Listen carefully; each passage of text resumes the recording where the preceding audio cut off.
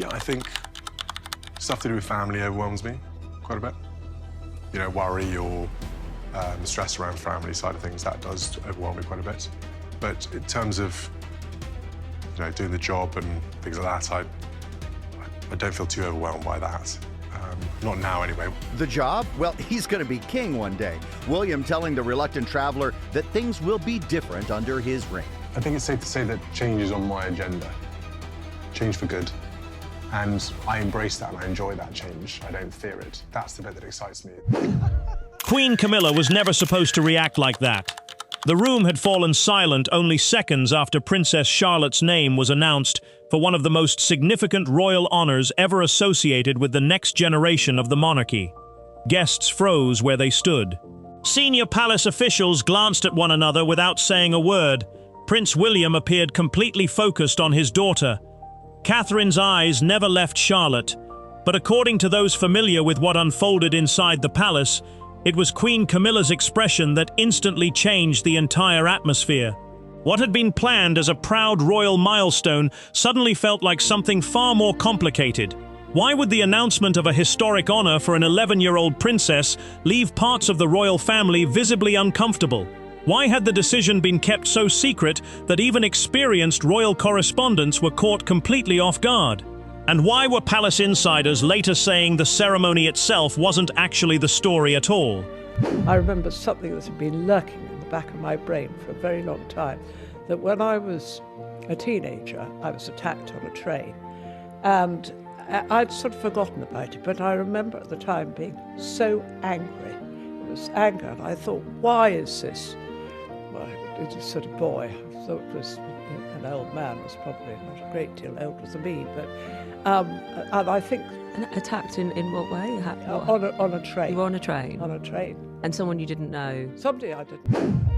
Charlotte stood quietly at the center of the room, unaware that she had just become the focus of one of the most talked-about royal controversies in recent memory. The honor represented far more than a ceremonial tradition. According to palace sources, it symbolized confidence in the future of the monarchy itself.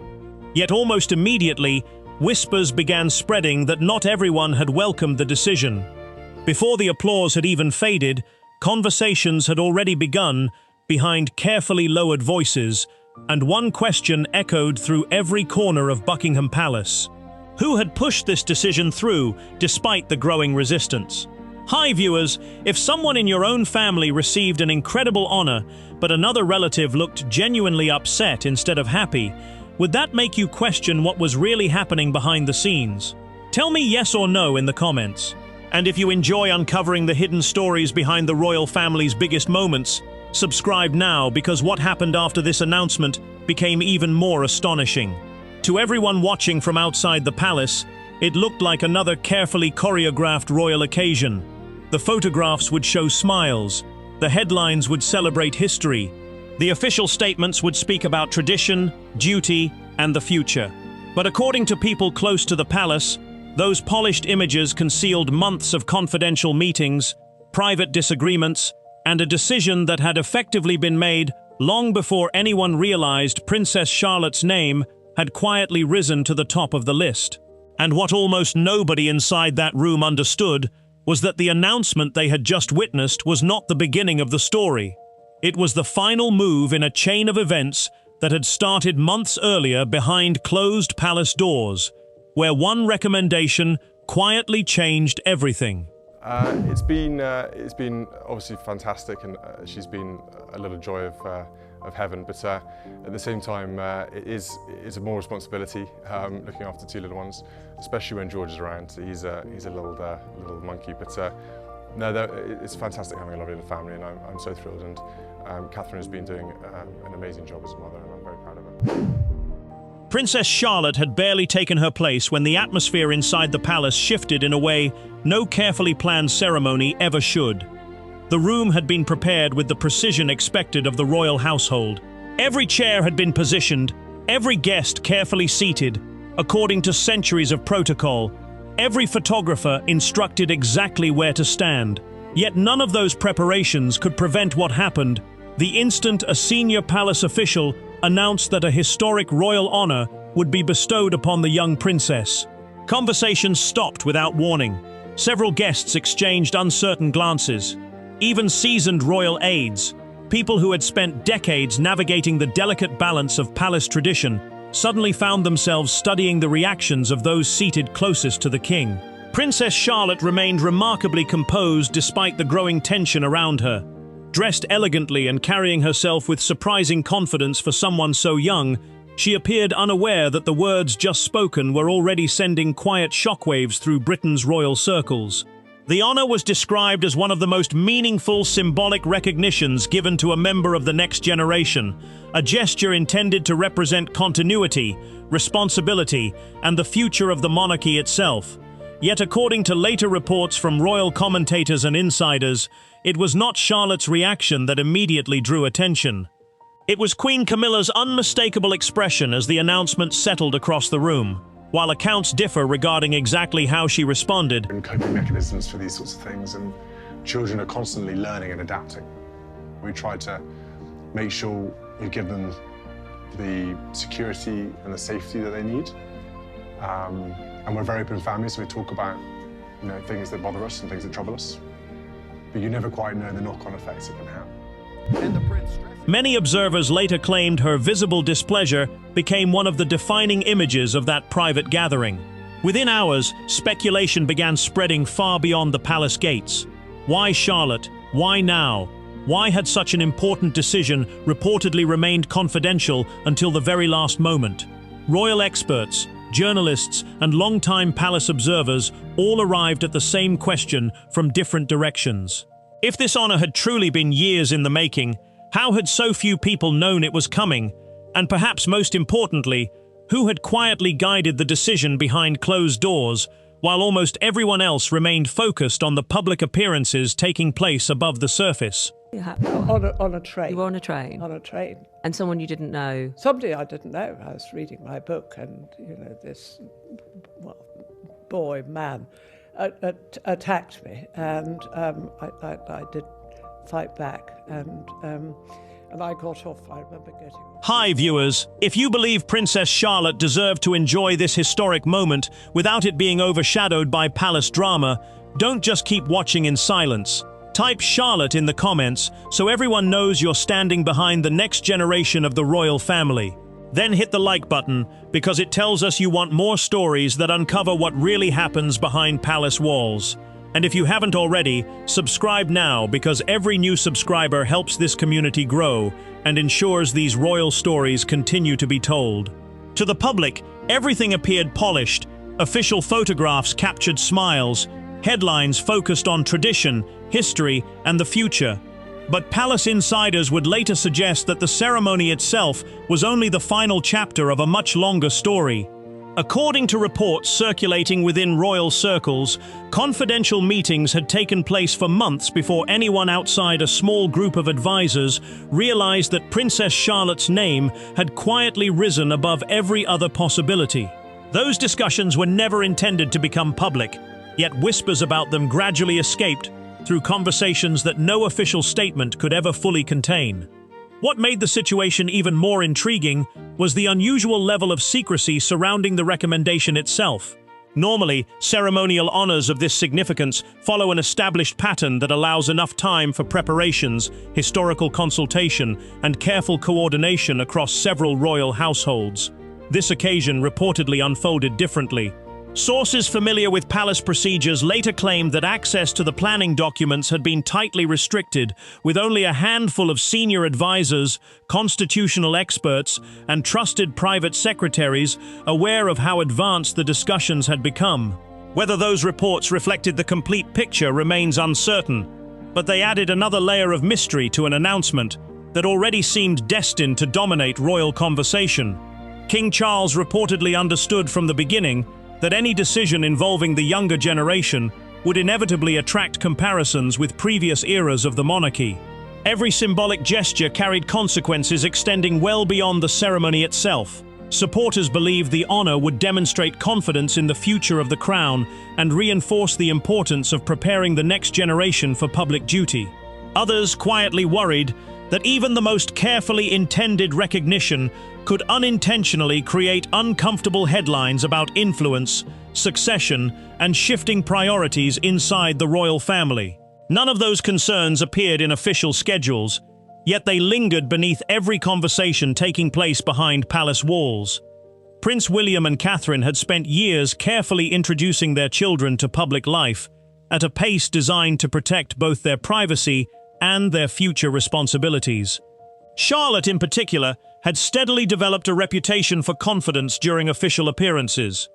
Royal observers frequently pointed to her calm demeanor, respectful conduct, and natural ease around large crowds. Those qualities did not go unnoticed inside the institution itself. According to several royal commentators, they became part of a broader conversation about how the monarchy could present stability while gradually preparing younger members for increasingly visible roles. Queen Camilla, meanwhile, occupied a position unlike anyone else within the family. As queen consort, every significant public development naturally reflected upon her as well. Commentators later offered differing interpretations of her reported reaction during the ceremony.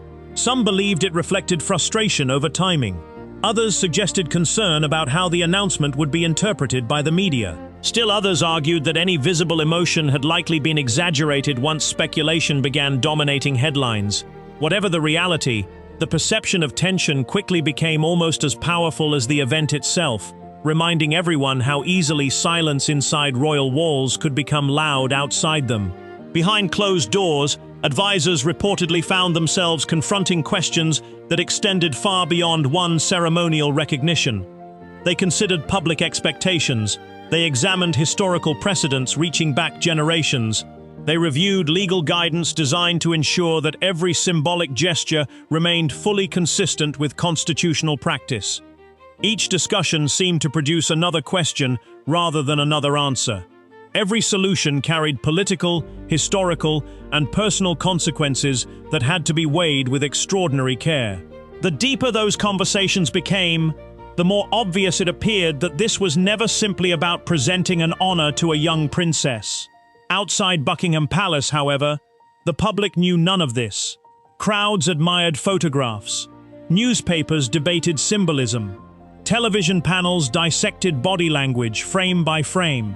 Social media filled with theories ranging from thoughtful analysis to outright fantasy. Every new opinion seemed to create two more questions. Yet almost nobody realized that the real turning point had happened long before Charlotte ever entered that ceremonial room.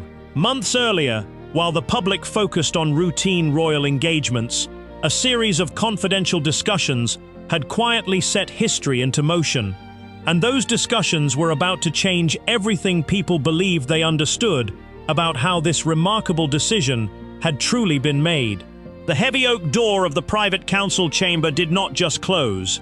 It clicked with a definitive, chilling finality that signaled the true vulnerability of the royal household. Inside, a handful of constitutional advisors and senior private secretaries sat in absolute silence, staring at a red leather binder that effectively stripped away the illusion of shared power within the modern monarchy. The atmosphere was thick with an unexpressed, suffocating panic. Rumors had already escaped the palace perimeter, and the telephone lines in the press office were beginning to ring with an aggressive, unrelenting persistence. A single highly restricted memo had just been moved from the pending tray to the active file, confirming that the machinery of the state was already moving forward, completely ignoring the unspoken hesitations of those who believed they helped steer the institution. Behind these closed doors, the private meetings did not resemble the grand, ceremonial unity the public was accustomed to seeing on state occasions. Instead, they were cold, calculated, and driven by an intense awareness of shifting influence. Only the most trusted officials had been granted access to the building crisis, creating a small, isolated circle where every word spoken was weighed for its potential to destroy fragile internal alliances. The primary focus of these intense discussions was not the immediate celebration of a young princess, but the brutal reality of media strategy, historical comparisons, and the long-term survival of the crown. Advisors passed the precise language of ancient precedents, desperately trying to project how the public would react to a symbolic gesture that many insiders felt was dangerously premature. The internal division within the palace walls was becoming impossible to hide from the staff who kept the household running. One faction of senior officials strongly championed the decision, arguing that placing Princess Charlotte at the center of this historic honor was a masterstroke of long-term planning. To them, she represented absolute stability, a flawless public image, and a bridge to a distant future that the public could actively root for. Yet, an equally powerful group of traditionalists viewed the move with deep suspicion. They feared the inevitable media firestorm, the grueling front-page comparisons, and the immediate, destructive nature of palace politics that always accompanied a sudden shift in perceived favor. They knew that in the architecture of the royal family, elevating one individual always meant casting a long, unmistakable shadow over others. It was within this pressure cooker of competing interests that Queen Camilla's growing concerns began to take a specific, highly pragmatic shape. According to sources familiar with the undercurrents of the household, her perspective was not driven by personal animosity, but by a profound understanding of how easily the delicate balance of the monarchy could be disrupted. She reportedly viewed the sensitive timing of the announcement as a distinct risk, one that could inadvertently create a narrative of division just when the institution required absolute unity. Her worries centered on the volatile nature of media attention, which had a historical tendency to elevate one royal figure by actively tearing down another. Those close to the discussions suggested she feared that the intense focus on the next generation would overshadow the current, hard-working members of the family who were carrying the daily burden of royal duties. As these warnings were quietly debated, the air inside the administrative offices grew increasingly cautious, with officials realizing that the secret was expanding beyond their ability to control it. The first unmistakable signs of trouble appeared when senior royal correspondents began asking highly specific, deeply invasive questions about internal honors and future planning. The leaks were small at first, mere whispers passed through private conversations in dimly lit corridors, but they carried enough weight to cause immediate panic among the king's closest advisors. Speculation began to grow exponentially within the press pack, transforming what was supposed to be a tightly managed administrative transition into a volatile guessing game that threatened to expose the deep ideological fractures separating the different royal households. If you are watching this right now and thinking about turning away, ask yourself why you would willingly choose to remain blind to the raw, unfiltered truth of what happens behind the palace gates, while millions of others are already discovering the reality. Turning your back on this narrative means you are content with the highly polished, manufactured illusions presented by official public relations teams, leaving yourself completely left behind, while true royal enthusiasts uncover the genuine history unfolding in real time. Do not be the person who walks away from the deep psychological truth of this family dynamic. Take a definitive second to press that like button right now, ensuring you support the rare courage it takes to bring these hidden, high-stakes palace conflicts directly into the light before they are permanently buried by official denials. The tension reached a critical peak when an emergency brief was compiled to address the rapid spread of these unauthorized disclosures. Senior press officers argued that a premature announcement might be the only way to control the narrative, while constitutional experts countered that rushing the process would look weak, as if the palace were reacting to gossip rather than executing a grand historic strategy.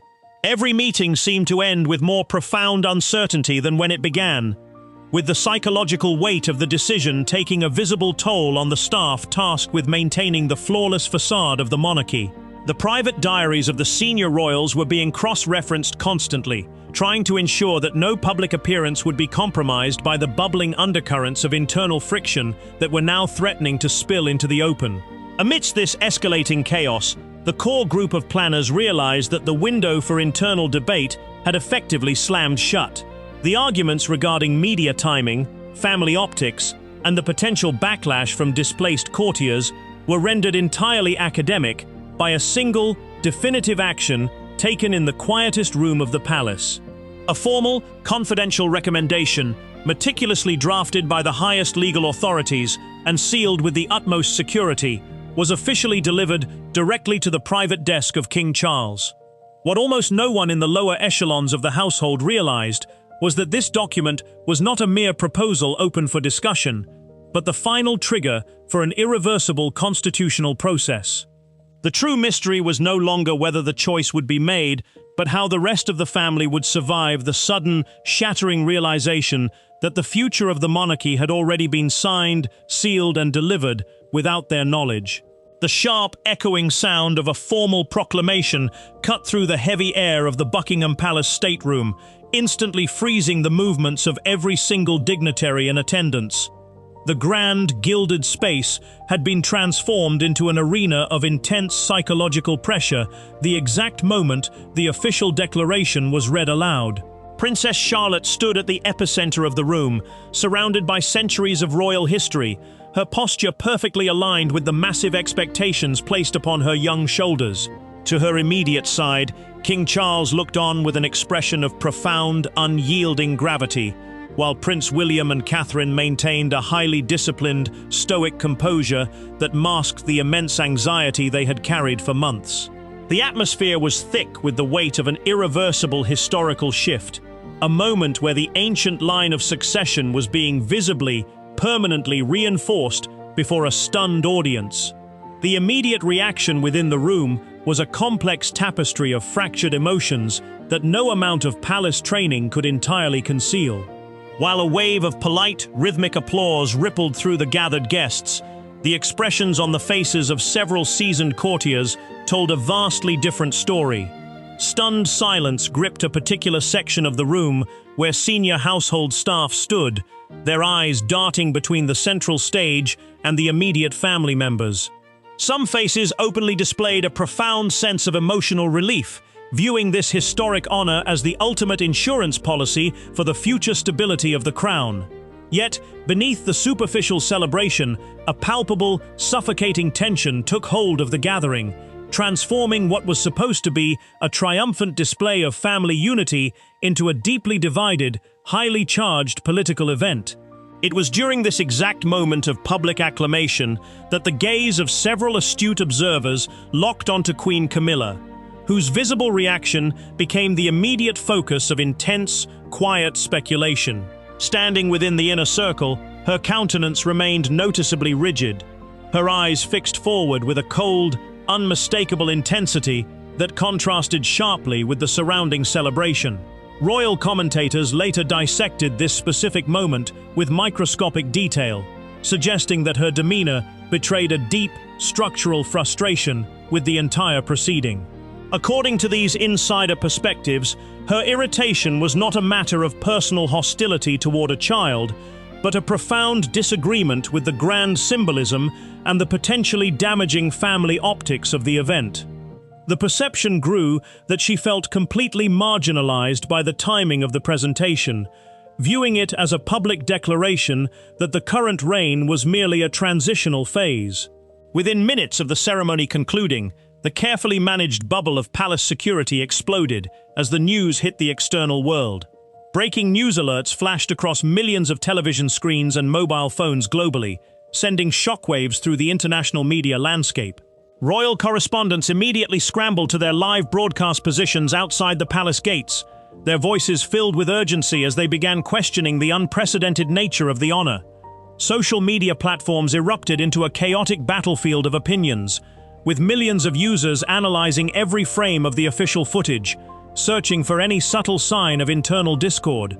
The public narrative had completely broken free from the control of the palace press office, transforming a private ceremonial milestone into a highly contentious global debate about the true balance of power inside the House of Windsor. If you are choosing to ignore the profound historical weight of what just occurred in that room, you are actively deciding to let yourself be manipulated by superficial headlines designed to keep the public compliant and uninformed. Walking away from this narrative right now means you lack the genuine curiosity required to understand the real, high-stakes power dynamics that shape the world around you, leaving you entirely dependent on the sanitized versions of history fed to the masses. Do not allow yourself to remain blissfully ignorant of the deep psychological fractures within the royal household. Make the definitive choice to subscribe to this channel immediately, ensuring you possess the rare insight needed to track these historic movements before they are completely erased from public memory. The escalating media storm quickly forced senior palace advisors into emergency consultation rooms as they realized the sheer scale of the public fallout. Television panels featured heated debates between traditional constitutional historians and modern media analysts, each offering wildly conflicting theories about who had truly authorized the ceremony. Some experts argued that the decision was a brilliant strategic move to secure the long-term affection of the public, while others openly questioned whether the intense spotlight placed upon Princess Charlotte would create an unsustainable burden for the young royal. The palace switchboards were overwhelmed with inquiries from international news agencies demanding clarification on the reported tensions within the family, pushing the institutional wall of silence to its absolute breaking limit. Yet, as the public and the press remained completely fixated on the visible drama of the ceremony, a far more unsettling reality was beginning to take shape within the private offices of the royal household. Sources familiar with the aftermath of the event claimed that the public uproar was merely a distraction from a much bigger, far more consequential discovery that was currently sending shockwaves through the upper echelons of the staff. A set of highly classified administrative logs, reviewed immediately following the proclamation, suggested that the timing of the announcement had been manipulated in a way that defied standard constitutional protocol. The true shock was not the visible frustration displayed during the ceremony, but the growing, terrifying realization that the public display was merely the visible symptom of a deeply entrenched internal maneuver that had already changed the monarchy forever. The sudden, chaotic rustle of confidential files being pulled from the secure basement archives of the palace administrative wing marked the exact moment the official narrative began to completely disintegrate. In the frantic aftermath of the public announcement, an internal investigation was launched not by royal decree, but by terrified senior officials desperate to locate the specific paper trail that had blindsided half of the royal family. Longtime commentators and investigative journalists were already submitting aggressive freedom of information requests, forcing the palace legal team to meticulously review every single piece of correspondence related to Princess Charlotte's new status. The quiet security of the private offices was shattered by the realization that a definitive, written record existed, and it was only a matter of time before the precise timeline of this historic decision was exposed to the global press. As the frantic search for answers intensified behind the scenes, the true depth of the institutional planning began to surface, painting a picture of extraordinary calculation. The unearthed internal documents and restricted planning timelines revealed that this was never a spontaneous gesture or a recent reaction to changing family dynamics. Instead, the records allegedly proved that the recommendation to bestow this historic honor upon Princess Charlotte had been formally proposed, debated, and supported by a highly selective committee of constitutional experts months before the public or other senior royals had any inkling of its existence. The sheer volume of briefing papers, historical precedents, and legal reviews found in the files indicated a level of preparation that completely contradicted the official claim of a standard, routine family transition, proving the entire strategy had been locked in place long before any internal objections could even be formulated. The discovery of this hidden timeline added a profound constitutional weight to the ongoing conflict, transforming it from a simple family disagreement into a high-stakes battle over the ultimate future of the crown itself. Expert analysts reviewing the situation noted that this specific honor was far more than a mere ceremonial title or a superficial badge of recognition for a young princess. By bypassing traditional seniority and securing this designation for Charlotte at such an early stage, the architects of the plan had effectively issued a binding vote of confidence in the specific line of succession represented by Prince William and his children. It was a deliberate, institutional statement that solidified the long-term trajectory of the monarchy, intentionally anchoring the focus of the public and the state on the distant future, while subtly reducing the immediate, contemporary reign to a secondary, caretaking role. This profound realization caused quiet, sophisticated friction to spread rapidly through the various royal households, completely straining the relationships between the most senior members of the family. While the public saw nothing but flawless cooperation and polite smiles during official engagements, the private reality was defined by intense, closed-door discussions as different factions realized how thoroughly they had been excluded from the decision-making process. The complete lack of transparency surrounding the months of preparation left several senior figures feeling deeply marginalized, creating an atmosphere of profound psychological isolation within the palace walls. There were no explosive arguments or public confrontations, but the chilly silence that descended upon the private quarters spoke volumes about the deep ideological divide that had been permanently carved into the heart of the institution. If you are thinking about closing this video right now, you are actively choosing to turn a blind eye to the raw reality of institutional power, content to live in a state of perpetual ignorance, while others possess the clarity to see through the grand illusions of the state. Leaving this narrative at this critical juncture means you simply do not care about the truth of how history is manipulated behind closed doors, leaving yourself completely unequipped to understand the major global shifts happening right before your eyes. Do not be the person who remains blissfully unaware of the immense psychological warfare shaping the future of the British Crown. Take a definitive moment to hit that like button right now, ensuring you align yourself with the few who demand absolute truth over manufactured palace fairy tales. The internal investigation quickly began to focus on the specific individuals who had maintained the absolute wall of secrecy during the long months of planning. Senior advisors from the different households found themselves in uncomfortable, highly defensive meetings, attempting to explain how such a massive constitutional maneuver could be executed without the collective awareness of the entire family council. The tension was compounded by the fact that the press was growing increasingly accurate in their reporting, suggesting that the information leak was coming from someone within the inner circle who was deeply unhappy with the aggressive, forward-looking strategy. Every memo was scrutinized, every email chain was analyzed, and the sense of mutual trust that had held the modern court together for years was rapidly eroding under the weight of mutual suspicion. Just as the legal team believed they had successfully mapped out the full extent of the administrative timeline, a final, highly classified discovery was made within the private registry that changed the entire nature of the investigation. A single encrypted addendum attached to the final recommendation document just hours before it arrived on the King's desk revealed a detail so explosive that it threatened to completely redefine who was actually pulling the strings behind the scenes. The true cliffhanger was no longer about the dates on the calendar or the hidden meetings of the committee, but the sudden, terrifying realization that the entire process had been driven by a hidden authority that nobody had ever suspected, leaving the entire household vulnerable to a final, devastating revelation. The encrypted addendum was still glowing on the secure terminal screen when the final, crushing realization swept through the highest ranks of the royal household, completely shattering any remaining hope of an internal compromise. The internal records, pulled from the deepest layers of the private registry, definitively proved that the historic honor for Princess Charlotte had been fully finalized, signed, and legally locked into place months before a single objection could even be whispered by the rest of the family. There had been no last-minute debate, no dramatic family council, and absolutely no opportunity for reversal.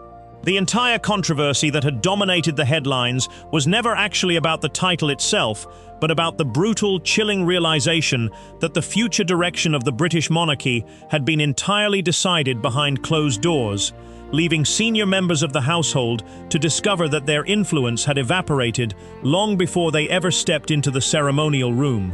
This profound revelation recontextualizes the entire global narrative, casting a deep, emotional light onto the immense psychological burden now resting upon Princess Charlotte as she moves toward her inevitable destiny. Her future is no longer just a matter of public appearances and polite smiles. It has become an immutable landscape of duty, legacy, and an unstoppable generational transition that is actively reshaping the modern crown. The ancient institution is evolving at a rapid, uncompromising pace, driven by a hidden machinery that prioritizes long-term survival over individual feelings.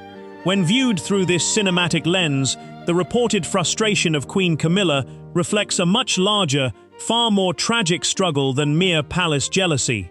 It represents the historic, painful reality of an individual realizing they are powerless to stop the turning wheels of change, watching a future take shape where the true trajectory of power has already bypassed the present generation entirely. If you are preparing to close this video and return to your daily routine without taking action, you are actively choosing to remain blind to the deep, invisible forces that manipulate global power right in front of your face. Walking away right now means you are perfectly content with the shallow, manufactured lies fed to the public, proving you lack the true intellectual courage required to stand among the few who actually understand how history is written behind closed doors. Do not let yourself be left behind in absolute ignorance while the world shifts beneath your feet. Take a definitive second to press that subscribe button right now. Drop your urgent thoughts in the comments section below regarding what this unstoppable future means for Princess Charlotte, and immediately share this video with anyone who still foolishly believes the official palace narratives.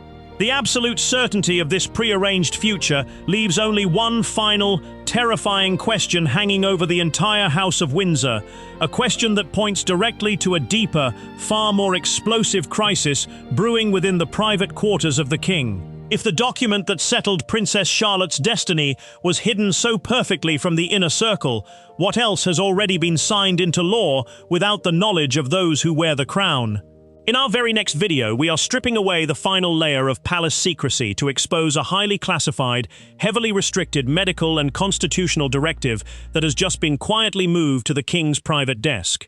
You cannot afford to miss a single second of the next chapter, because the specific, chilling details contained within that new document reveal that a total, unprecedented transfer of sovereign authority has already been initiated, and the person scheduled to take control next is not who the public expects.